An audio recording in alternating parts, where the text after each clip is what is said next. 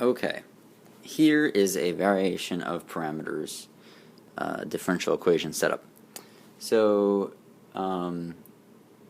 my professor tends to say simply he'll give this equation on a test and say use variation parameters to solve this, just because you have to remember a formula. So I mean, why bother trying to trick you into using other methods first? But you could also tell if this over here kind of looks ugly, because then you can't really use the characteristic equations, because those are specifically for sine, cosine, linear equations, and e/dx, or combinations of those three. So let's go ahead. So if you remember y equals yc plus yp, and yc is pretty straightforward in this case. Let's see, you just set that equal to 0, write down the characteristic equation, r squared plus, what is that, r, no, 1, equals 0. So you can pretty quickly tell that r equals plus or minus I. And we know from before that I can be represented in sine and cosine. It doesn't really matter which one you put first, but I'll put cosine first in this one. So that would make our characteristic equation our first variable times cosine, there's nothing there, so x, plus our second variable sine x. Cool. Okay, we need this. That's the thing you needed first. So now here's the equation you have to memorize for this, unfortunately. It's a big one. Okay, so start out with negative y1 integral of y2 over f, and I'll go over what all these are when I finish writing it up. The Wronskian of y1, y2 plus y2, y1, f, and the Wronskian again. Oops, y1, y2. Okay, so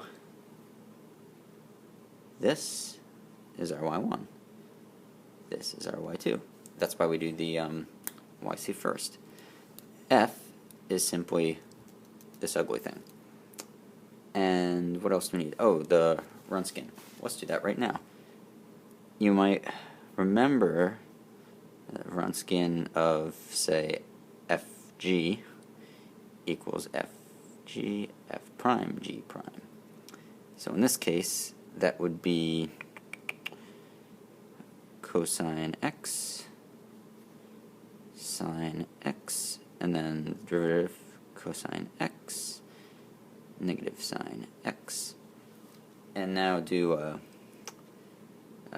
cross multiplication to get the determinant here, and that would be cosine squared x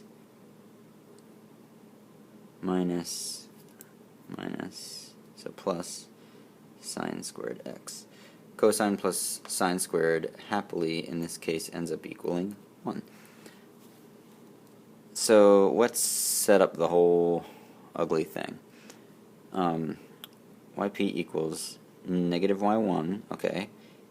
And don't forget, this is outside of the integral. It's just going to make your life difficult if you forget that. Okay, so negative cosine x, integral y2, sine, and then 2 secant x. And that's all over 1. I won't even write that. Plus y2 sine x integral y1 cos x, and then same guy dx. Okay, so let's remember that secant x equals 1 over cosine.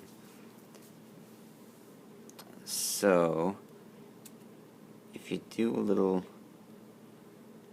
jujitsu here, this ends up being 2, I'll write it out,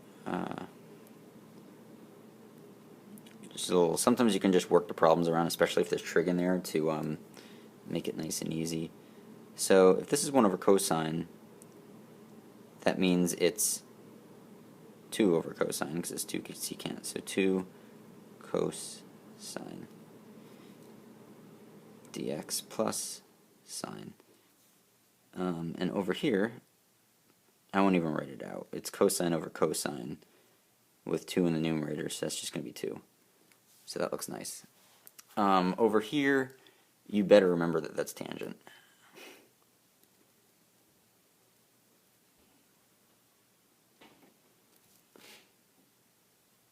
And I'm just going to go ahead and complete this. Antiderivative of 2 is 2x. So that's just going to be 2x sine x. You can do this. There's not a terribly long way to prove what this equals, but I just memorize it. Essentially, I'll write it over here, side.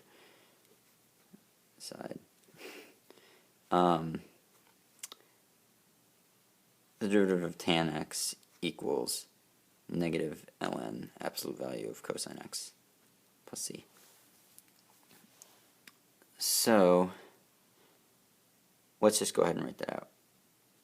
We know that that is negative ln cosine x plus, so we don't need that, plus c, plus 2x sine x, and then that ends up being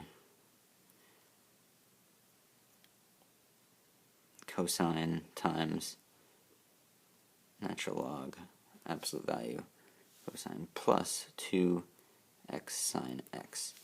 I actually didn't write it down, but the professor just wanted the particular solution in this case. But if your professor wanted you to write the entire general solution, all you would simply do is basically just put this plus this, and there you have it.